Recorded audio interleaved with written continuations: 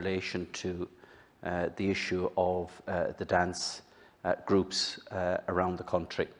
Now, we have been lucky during the recent lockdown that children have been able to at least train, whether it's in relation to sport outdoors.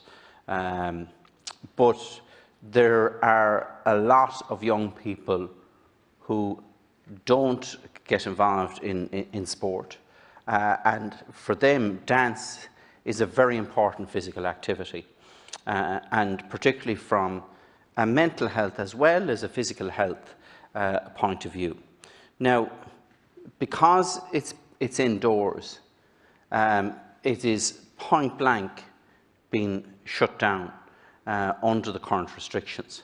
And it's a bit like the argument was made in relation to the churches as well previously. But the reality is that all of these groups have put together very comprehensive plans to minimise risk in relation to it.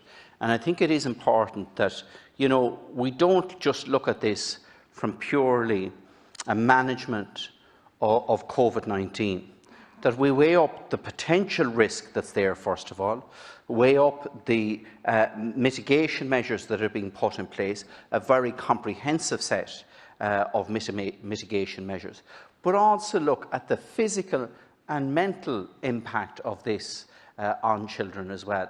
And I come back to the argument that I've made here to the Taoiseach on a number of occasions in terms of providing the evidence and data there in relation to this. And the reality is, if it is done right and is managed right, there is a very minimal risk, but there is a huge benefit, particularly for young people. And I'd ask you to look at this issue.